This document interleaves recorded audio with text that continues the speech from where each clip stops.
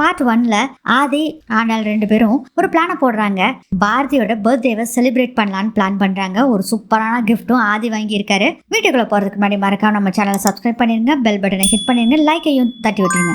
பாரதி வீட்டுக்குள்ள போறாங்க. போறவே பார்த்தா ஒருத்தருமே இல்ல. வீட்டுக்குள்ள போய் பாக்குறாங்க, என்னடா இது ஒருத்தருமே இல்லையா அப்படின்னு சொல்லும் போதே பாத்தீங்கன்னா எல்லாரும் வர்றாங்க. பலூன் அதை இதுன்னு பறக்க விடுறாங்க. ஹாப்பி பர்த்டேன்னு வேற சொல்றாங்க. அதெல்லாம் பார்த்த உடனே பயங்கர சந்தோஷமாயிருது பாரதிக்கு. ஆண்டாள் வந்து கட்டி பிடிச்சிக்கிறாங்க ஹாப்பி பர்த்டே சொல்லி. அப்போ இது எல்லாமே தமிழோட வேலை தானா அப்படின்னு சொல்றாங்க. சச்சா நான்லாம் சொல்லமா அப்படின்னு சொல்றாங்க தமிழ். அதுக்கப்புறம் பாத்தீங்கன்னா ஒரு கிஃப்ட் கொடுக்குறாங்க. பார்த்தா எல்லோ கலர் சாரி, இதை கட்டிட்டு வாப்போ அப்படின்னு சொல்றாங்க. கேக் வெட்டலாம் அப்படிங்கிற மாதிரி சொல்றாங்க. ஆண்டாள் எனக்குலாம் எதுக்கு சாரி வேண்டாம் அப்படின்னு சொல்றாங்க. அதுக்கு அழகர் சொல்றாரு, என் பொண்டாட்டி இது ஒன்னதான் காசு கொடுத்து வாங்கியிருக்கா, வாங்கிக்கிங்க, வேண்டான்னு சொல்லாதீங்க அப்படின்னு சொல்றாங்க. தமிழ் சொல்றாங்க, என் அம்மாவுக்கு பிடிச்ச எல்லோ கலர் சாரி அப்படின்னு சொல்றாங்க. சரி சாரி கட்டிட்டு வாப்போ அப்படின்னு சொல்லி பாரதியை அனுப்பிச்சு விடுறாங்க. பாரதியை சாரி கட்ட போனோன்னே ஆதி அப்பாவை கூப்பிடுறீங்களா ஆண்டாள் ஆண்டி அப்படின்னு சொல்றாங்க. இந்த பர்த்டேவை சொன்னதே ஆதி தான், கண்டிப்பா வருவாரு அப்படின்னு சொல்றாங்க. அதுக்கப்புறம் பாரதி வந்தோடனே பாட்டி சொல்றாங்க, இந்த சேலை உனக்கு ரொம்ப அழகா இருக்கு கண்ணு அப்படின்னு சொல்றாங்க. பாட்டி காலில் விழுந்து ஆசீர்வாதம் வாங்குறாங்க. தர்மலிங்கத்துக்கு காலில் விழுந்து ஆசீர்வாதம் வாங்கும் போது அவருக்கு பைசா 500 ரூபாய் கொடுக்குறாரு. கொடுத்தோடனே பாத்தீங்கன்னா வேண்டாம்ப்பா எதுக்கு, இங்க பாருங்க உன் பிறந்த நாள் என் பொண்ணு மாதிரி தாமா, நீயும் வச்சுக்கோ அப்படின்னு கொடுக்குறாரு தர்மலிங்கம். அப்போ அழகர் சொல்றாரு, இங்க பாரு இவரெல்லாம் எவ்வளவுதான் 500 ரூபாய் தான் கொடுக்க முடியும், இந்தா அப்படின்னு சொல்லிட்டு பணத்தை பாக்கெட்ல இருந்து எடுக்கிறாரு. 5000 ரூபாய் இருக்கு, இந்த 5000 ரூபாய் வச்சுக்கோ அப்படின்னு சொல்லி கொடுக்குறாரு. இல்ல வேண்டாம் வேண்டாம் நீங்க வச்சுக்கோங்க அப்படின்னு சொல்றாங்க. இங்க பாரு இப்போதான் 5000 ரூபாய், இதே நான் பிரசிடென்ட் ஆயிட்டேன்னு வச்சுக்கோ 5 லட்சமே கொடுப்பேன் அப்படின்னு சொல்றாங்க. பரவாயில்ல இந்தாங்க அப்படின்னு சொல்லும் போதே பாத்தீங்கன்னா அவர்கிட்ட கொண்டு வந்து கொடுக்க வர்றாங்க. பாரதி அப்படி வாங்கி பாக்கெட்டுக்குள்ள வச்சுக்கிறாரு. அவ கொசு கொசுன்னு பாரதி கிட்ட சொல்றாரு, இந்த தேர்தல் இதுக்காக நான் இந்த 5000 ரூபாய் கடன் வாங்கிட்டு வந்திருந்தேன், இவர் கொடுக்குறாருன்னு சொல்லி வந்தாக்காக இது கொடுத்துட்டேன், நல்ல வேலையை கொடுத்துட்டோமா, ரொம்ப தேங்க்ஸ் அப்படின்னு சொல்றாரு. குசு குசுன்னு சொல்லிட்டு இருக்காரு. பரவாயில்ல என்ன வச்சுக்கோங்க அப்படின்னு சொல்லி பாரதி சொல்றாங்க. அதுக்கப்புறம் கேக் வெட்டலாம் அப்படின்னு பேசிட்டு இருக்கும் போதே கரெக்டா அங்க ஆதி வர்றாரு. ஆதி வர்றப்ப மௌனமா இருக்காங்க பாரதி. அதுக்கப்புறம் கேக் வெட்டலாம்னு சொல்றாங்க. கேக்கும் வெட்டுறாங்க. பாட்டி ஊட்டி விடுறாங்க. ஆண்டாளுக்கு, தர்மலிங்கத்துக்கு, அதுக்கப்புறம் லக்ஷ்மிக்கு, அழகருக்கு எல்லாத்துக்குமே கேக் கொடுக்குறாங்க. ஆனா ஆதிக்கு மட்டும் கேக்கே கொடுக்கல. இதெல்லாம் பார்த்துக்கிட்டு இருந்த தமிழ் ஆண்டாள் கிட்ட அப்பாவுக்கும் கேக் கொடுக்க சொல்லுங்க அப்படின்னு சொல்றாங்க. அதை பார்த்துட்டு இரு சொல்ற அப்படின்ட்டு, என்னங்க கிஃப்ட் வாங்கி வச்சுக்கிட்டு நீங்க பேசாம நிக்கிறீங்க, போய் கிஃப்ட் கொடுங்க அப்படின்னு சொல்றாங்க ஆதி கிட்ட ஆண்டாள். ஆதி கிஃப்ட் கொடுக்குறாரு. கிஃப்ட் வாங்கிடுறாங்க. பாரதி அட்டங்குஞ்சால கிஃப்ட் வாங்கிட்டாலே அப்படின்னு பார்த்துட்டு இருக்காங்க.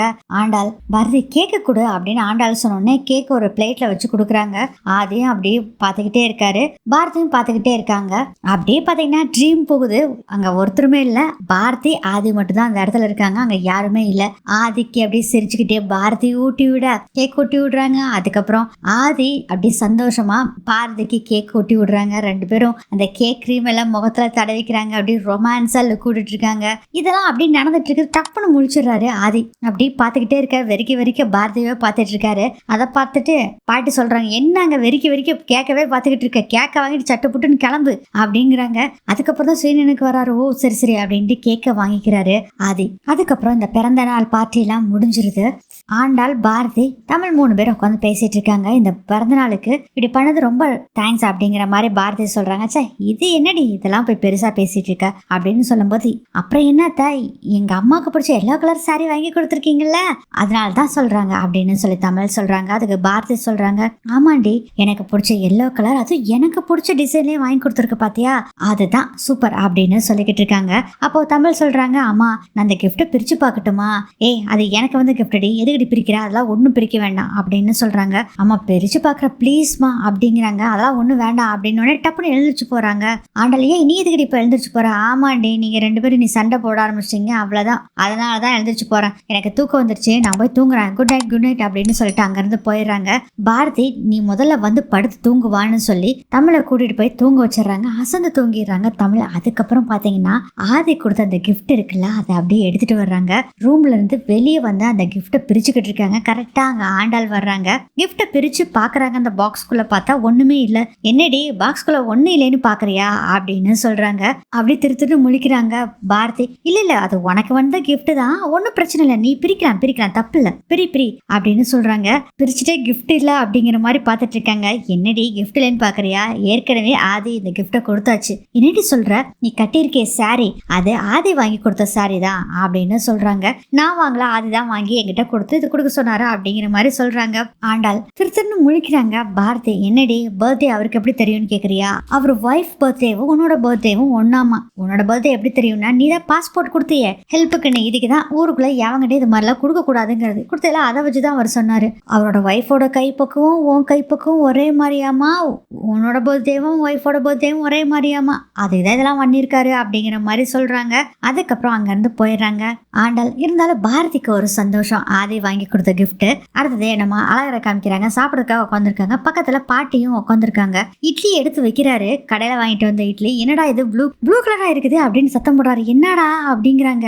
இல்லத்தா இது ப்ளூ கலராலாம் இருக்குது, இந்த கடையில வாங்குற இட்லியா அப்படிதான் அப்படின்னு சொல்லிட்டு குழம்பு பிரிச்சு பிரிச்சு பாக்குறாரு. இந்த நூல் சுத்தி இருக்குது, பிரிக்கவே முடியல. கரெக்டா அங்க சாப்பிடறதுக்காக தர்மலிங்கம் வர்றாரு. அதான் சாப்பாடு போடு அப்படின்னு லட்சுமி கிட்ட சொல்றாங்க. சே என்னடா இது, இந்த கடையில கட்டுற சாம்பாரும் பொண்டாட்டி ஒரே மாதிரி போல இருக்குது, பிரிச்சு விடவே முடியாது போல இருக்குதே அப்படின்னு சொல்லிக்கிட்டு இருக்காரு. அதெல்லாம் பார்த்துட்டு தர்மலிங்கம் சொல்றாரு, இந்த ஹோட்டல்ல வாங்கலாம் சார், அங்கேயே ஹோட்டலே சாப்பிட்டு வந்திருக்க வேண்டியதானே, இங்கே எதுக்கு வந்து உட்காந்து சாப்பிட்டுட்டு இருக்கானாமா அப்படின்னு சொல்றாரு. அதுக்கு அழகர் சொல்றாரு, அங்க உட்காந்து சாப்பிட்டா தர்மலிங்கத்தோட மருமகன் இப்படி ஹோட்டல்ல வந்து சாப்பிட்றான் அப்படின்னு சொல்லி பேசுவாங்க, அதனாலதான் இங்க வந்து சாப்பிட்றேன் அப்படின்னு சொல்லுவோம். தர்மலிங்கம் சொல்றாரு, கடையில இருந்து வாங்கிட்டு வந்தாலும் அதான் நினைப்பாங்க அப்படின்னு சொல்லிட்டு இருக்காங்க.